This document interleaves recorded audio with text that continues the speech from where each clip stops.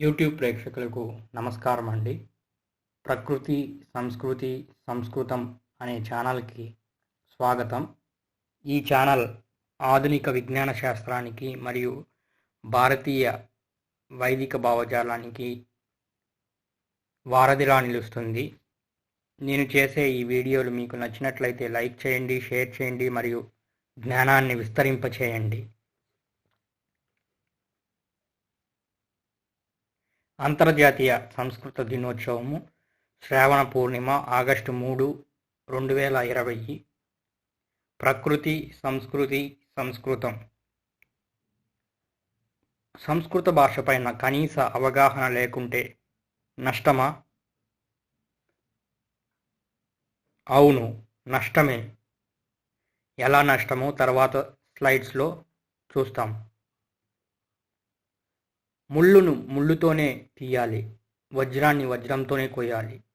అదేవిధంగా ఘటాకాశాన్ని చిత్ అనే ఆకాశంతోనే తీసివేయాలి. చిత్ అనే ఆకాశం ఎక్కడ లభిస్తుంది? సంస్కృత శబ్దాక్షరాలలో ద్వారా చైతన్యం గావించిన మనసులో. అలా చేతన పొందిన శ్వాస విశ్వాసాలతో యోగ సాధన చేయాలి. ఏ ఆకాశతత్వానికి కారణమైన శబ్దం అనే తన్మాత్ర కర్మరూపంలో సప్తచక్రాలలో దాక్కుని ఉందో అదే శబ్దాన్ని, అదే తన్మాత్రని సంకరం లేకుండా మన శరీరంలో దర్శించగలిగితే అప్పుడు మనము సంస్కరించబడతాము. సంస్కృతం లేదా భారతీయ భాషల యొక్క షడ్గుణాలు, శాస్త్రీయత మరియు యోగత్వము. ఈ రోజున విజ్ఞాన శాస్త్ర ఆధారిత నాగరికత అంతా అనేక ప్రయోగాల ద్వారా వృద్ధి చెందింది. మన వైదిక సంస్కృతి అంతా అనేక యోగ శాస్త్రాల ద్వారా వృద్ధి చెందింది. చూడండి, మనం బాగా గమనిస్తే విజ్ఞానం, వి ప్లస్ జ్ఞానము మరియు జ్ఞానము. జ్ఞానం అంటే ఆత్మజ్ఞానము, విజ్ఞానము వి ప్లస్ జ్ఞానము అంటే బాహ్య జ్ఞానము. అలాగే మనం యోగము, ప్రయోగము, ఇలా మనకు ప్రతి పదానికి ఒక అర్థం ఉంటుంది. దానికి ఒక అక్షరం చేర్చిన దానికి వ్యతిరేక అర్థం వస్తుంది. వృద్ధి, అభివృద్ధి. వృద్ధి అంటే సొంతంగా వృద్ధి చెందడం అన్నమాట. మనం ఏమి అలాగే సంస్కృతి, సంస్కృతం. ప్రకృతి, కృతి ఉంటేనే ప్రకృతి వృద్ధి చెందుతూ ఉంటుంది. కృతి లేకంటే ప్రకృతి వృద్ధి చెందదు. శాస్త్రము, శాస్త్రి. శాస్త్రి అంటే వ్యక్తి. శాస్త్రి ఉంటేనే శాస్త్రం అనేది అభివృద్ధి చెందుతుంది. ఇలా మనం ఏ శబ్దం తీసుకున్నా, పరిశీలన చేసినా అందులో సశాస్త్రీయత ఉంటుంది. మన దగ్గర అడ్వాన్స్డ్ సూపర్ కంప్యూటర్ పెట్టుకొని మనము ఫస్ట్ జనరేషన్ కంప్యూటర్స్కు పోము కదా. కాబట్టి మన దగ్గర అత్యాధునిక భాషా పరిజ్ఞానం అయినటువంటిది, అత్యాధునిక అతి పురాతన సనాతన భాష అయిన సంస్కృతాన్ని, ఆంధ్ర భాషను దగ్గర పెట్టుకొని ఒక మూగ భాష అయినటువంటి ఆంగ్ల భాషను మనము వృద్ధి చేసుకుంటున్నాము. మన పిల్లలకు చెప్తున్నాము, అదే పెద్ద గొప్పగా చెప్పుకుంటున్నాము. ఇంతకు ముందు చెప్పిన స్లైడ్స్లో, ఇంతకు ముందు చెప్పిన అవస్మరణిలో ఒకే అక్షరం తేడాతో పరస్పర విరుద్ధ భావజాలాలు ఏర్పడుతున్నాయి. శాస్త్రీయ భాషలో మన పిల్లల మనస్సును వృద్ధి చేస్తే, చేయిస్తే వాళ్ళు కూడా శాస్త్రీయ దృక్పథాలతోనే మెలుగుతారు. సంకరం కాని శబ్దాలతో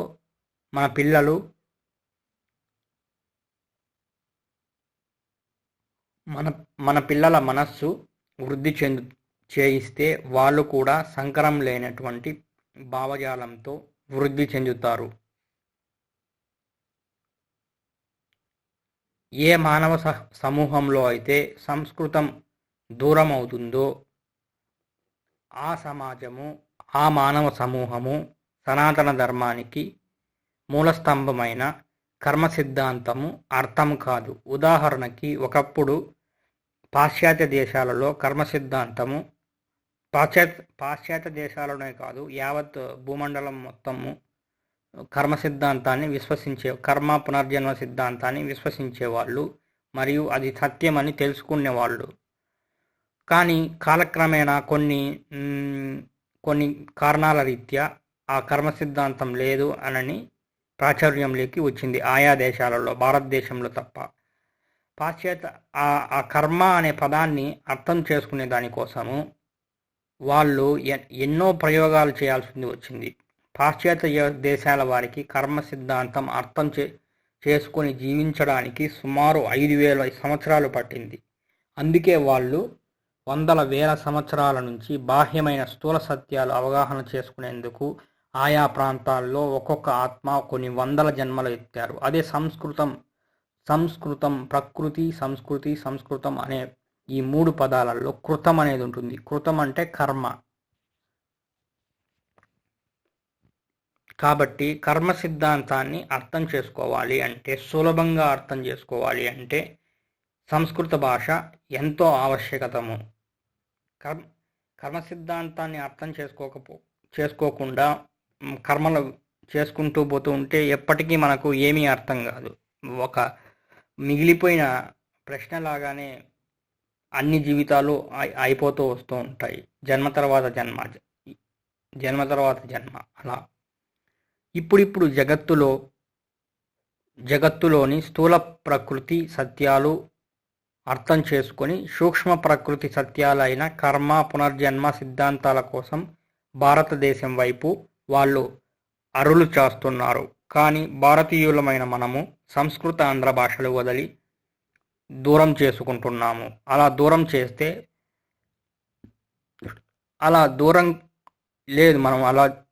చేసుకోలేదు. అలా దూరం చేసేలా కొంతమంది చేస్తున్నారు. అలా దూరం చేస్తే వాళ్ళ మత భావజాలము, వారి వ్యాపార భావజాలము మనము అజ్ఞానులుగా మిగిలిపోయేలాగా పోవాలి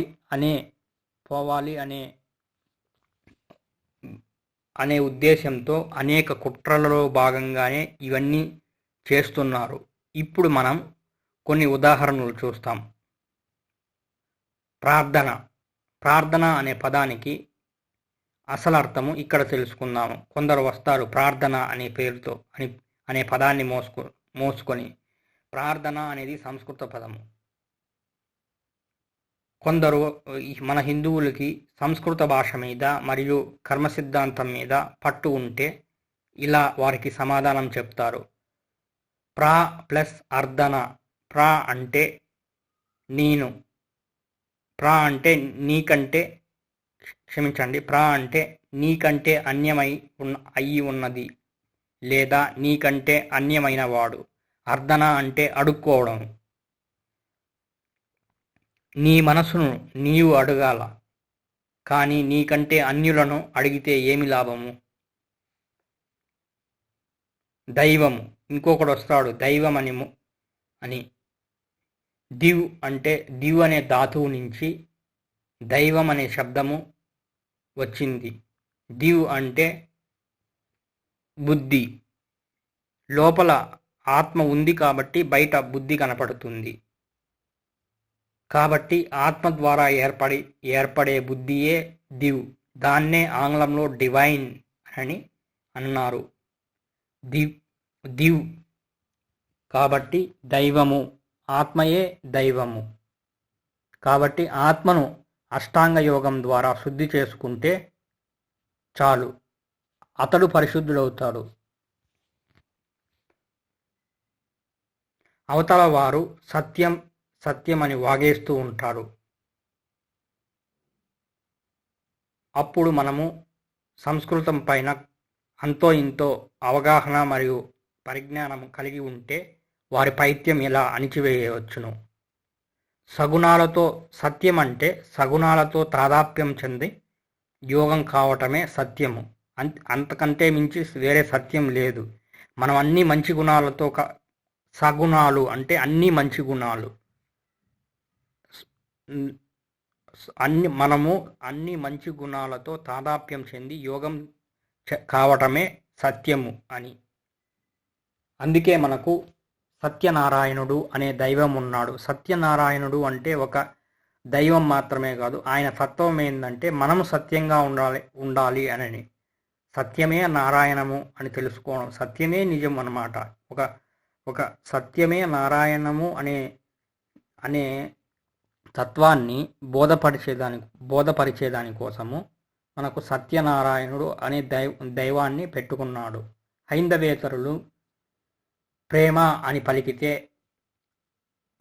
పలికితే వారికి సంస్కృతంలో ఈ విధంగా ప్రేమ అనేది కూడా సంస్కృత పదమే. ఈ విధంగా మనము సమాధానం చెప్పవచ్చును. మమ అంటే నేను, ఎవరికి వారే నేను అనే అర్థము. అంటే ప్రేరణ చెందడం అన్నమాట. ప్రేరణ చెందడము.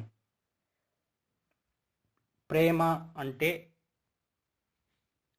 ప్రేరణ పొందేది అని అర్థము. ఎవరు దేని యందు ప్రేరణ పొందితే అది వారికి ప్రేమ అవుతుంది.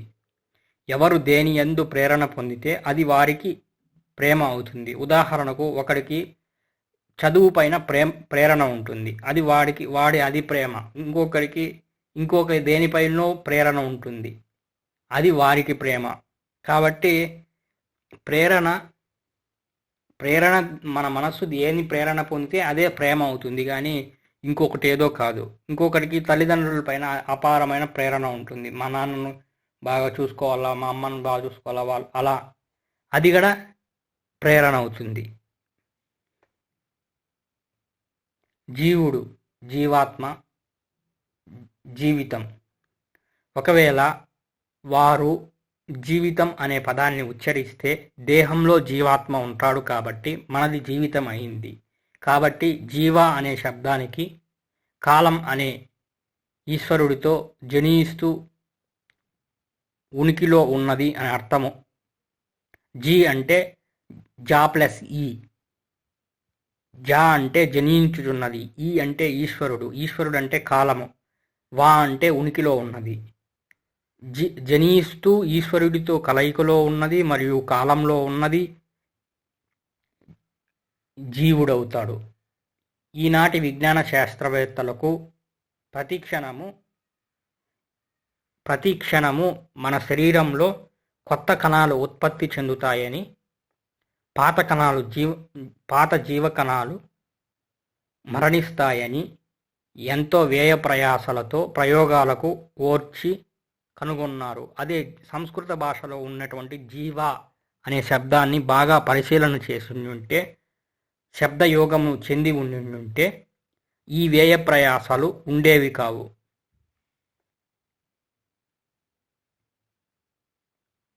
పరిశుద్ధ ఆత్మ, యుక్తి, భక్తి, శక్తి. పరిశుద్ధ ఆత్మ శుద్ధి కావాలి. పరిశుద్ధ ఆత్మ శుద్ధి కావాలి. పరిశుద్ధం ఎందుకు? కానీ పరిశుద్ధం ఎందుకు? శుద్ధదండగా ఆత్మశుద్ధి ఉండగా మనకు పరిశుద్ధం అంటే బయట ఏదో పరిశుద్ధం కావడం అన్నమాట. అది పరిశుద్ధం అలా కాకుండా మన ఆత్మశుద్ధిగా ఉంటే అదే మనకు జ్ఞానోదయం అవుతుంది. భగవంతుడు కూడా అదే దర్శనం వస్తుంది. భక్తి అంటే ఆత్మ వలన ఏర్పడిన భావనా శక్తి యొక్క యుక్తి. ఒక్కొక్కరు వారి భావజాలానికి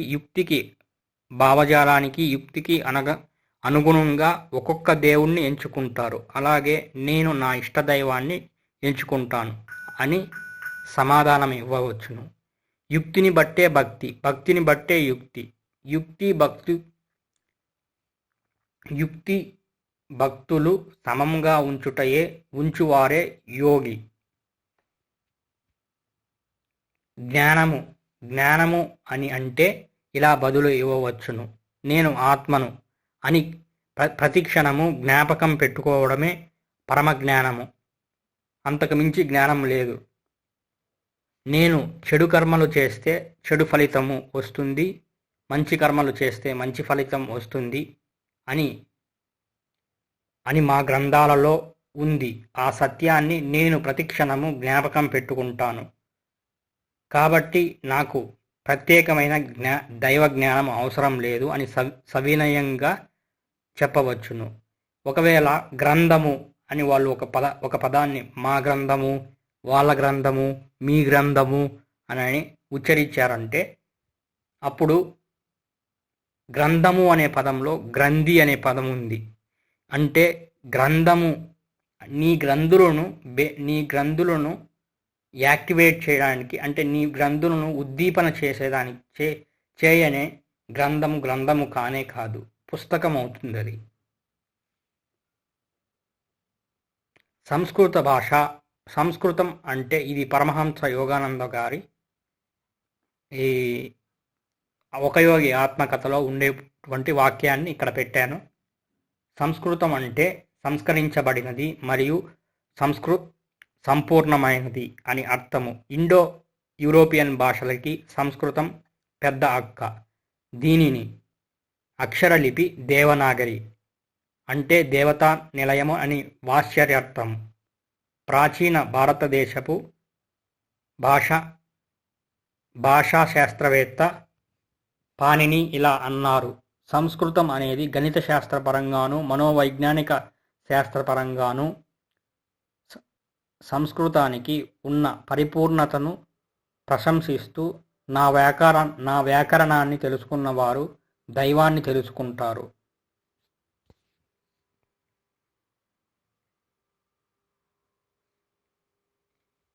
ఇలా సంస్కృత ఆంధ్ర భాషల్లో ఏ శబ్దం పరిశీలించినా ఏకాక్షరం నుంచి అనేకాక్షరాల వరకు చివరకు అనంతమైన పరబ్రహ్మంతో తాదాప్యం చెందుతారు. ఇలా సంస్కృత భాషలో ఏ పదం వాడినా వాళ్ళను తిప్పికొట్టవచ్చు. ఇప్పుడు ఈ 2020లో సంస్కృత ఆంధ్ర భాషల గురించి అంతో ఇంతో తెలిసిన వాళ్ళు ఉన్నారు. ఇప్పుడు ఈ ఆంధ్ర భాష కూడా తీసివేస్తున్నారు. కాబట్టి ఈ ఆంధ్ర భాషలో అంతర్లీనంగా దాగి ఉన్న సంస్కృతాన్ని మన భవిష్యత్ తరాలకు తీసివేయబడుతున్నది.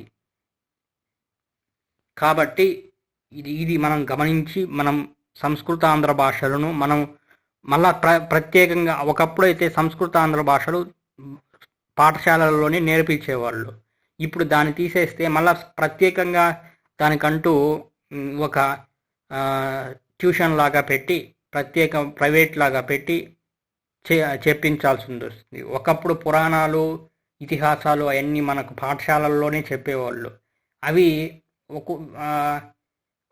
కాలక్రమేణా అవి తీసేశారు. మేము చదువుకునేటప్పటికి అవి తీసేశారు. ఇప్పుడు మళ్ళీ మేము ప్రత్యేకంగా ఇంటర్నెట్లో సెర్చ్ చేసుకొని ఆ పురాణాలలో ఉండే స్టోరీస్ వినాల్సి వస్తుంది. కర్మ చైతన్యము చైతన్య కర్మలు. పూర్వం అనేక జన్మల కారణంగా ఏర్పడ్డ కర్మలను, ఆ కర్మల వలన ఏర్పడ్డ మతిని, స్మృతిని, గతిని సంస్కృత భాష ద్వారా మరియు పతంజలి అష్టాంగ యోగం ద్వారా మరియు లేదా కృష్ణ భగవానుడు ప్రసాదించిన కర్మ, జ్ఞాన, భక్తి యోగాల ద్వారా సంస్కరించుకోవచ్చు. ఆత్మ చైతన్యం పొందవచ్చు. అలా సంస్కరించు మానవులు సంస్కృతి జీవన విధానాన్ని నిత్య జీవితంలో ఆచరణ పెడతారు. సంస్కృతం సాఫ్ట్వేర్ అయితే సంస్కృతం అనేది హార్డ్వేర్. సంస్కృతం అనేది జ్ఞాన భాగం అయితే సంస్కృతి అనేది కర్మ భాగము. సంస్కృతం భారతీయులకు ఏమాత్రము కష్టం కాదు. ఆ మాటకు వస్తే విదేశీయులకు కూడా సంస్కృతం కష్టం కాదు. ఆ భావన కావాలనే మనుషుల పైన రుద్దారు. మనం సంస్కృతం నిజంగా కష్టమైతే ఈరోజు విదేశాలలో అనేక మంది రుద్రాలు, చమకాలు, విష్ణు సహస్రనామాలు, లలితా సహస్రనామాలు ఎలా చదవగలుగుతారు? కష్టం అని చెప్పి పక్కన పెట్టేశారు. ధ్యానం కష్టము, సంస్కృతం కష్టము, వేదం కష్టము, ఇవన్నీ కష్టం అని చెప్పి పక్కన పెట్టేసి మన ఇష్టం వచ్చినట్టు మనం ఎగురులాడుకుంటా కాలాలు గడిపేస్తున్నారు. ధర్మం, ధర్మార్థాలు, సత్య అసత్యాలు. ప్రకృతి అంటే ధర్మార్థాలు, సత్య అసత్యాలు విచక్షణ లేకుండా ఎవరు బలవంతుడో వాడికి రాజ్యంలో ఉండే విషయాలన్నీ కట్టబెట్టడము. అంటే ఇది జంతువులు చేసే పని. సంస్కృతి ధర్మాధర్మాలు వివేచనతో, సత్యాసత్యాలు విచక్షణతో ఏ వస్తువు ఎవరి దగ్గర ఉండాలో నిర్ణయించి వాళ్లకు కట్టబెట్టడము. ఇది సంస్కృతి. కంప్యూటర్స్కి 0, 1 అంటే సున్నాలు ఒకట్లు ఎలాగో అలాగే విశ్వం అనే గణన యంత్రానికి అంటే కంప్యూటర్కి సంస్కృత భాష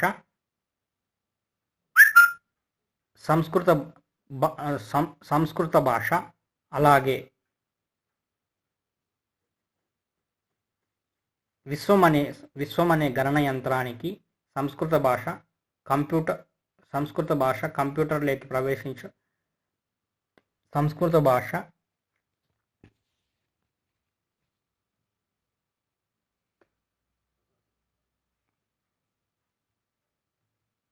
మనం వాడే భాషలలోని శబ్దాలు సూక్ష్మతను బట్టే మన చైతన్యత పరిధి పెరుగుతుంది. ప్రతి జిల్లాలో ఎంపిక చేసిన 10 నుంచి 20 ప్రభుత్వ పాఠశాలల్లో, వీలైతే యాజమాన్యం ఇష్టముంటే ప్రైవేటు పాఠశాలల్లో సంస్కృత భాషని 6వ తరగతి నుంచి 10వ తరగతి వరకు ద్వితీయ భాషగా ఎందుకు పెట్టకూడదు? భారతదేశంలో మీరు ఉర్దూ, పర్షియన్ భాషలను ప్రచారం చేస్తే లౌకికవాదులు ఉంటారు. అదే మీ సొంత భాష అయిన సంస్కృతాన్ని ప్రచారం చేస్తే మిమ్మల్ని మతతత్వవాదులు అంటారు. ఇంతటితో ఈ వీడియో సమాప్తము. వీక్షించినందుకు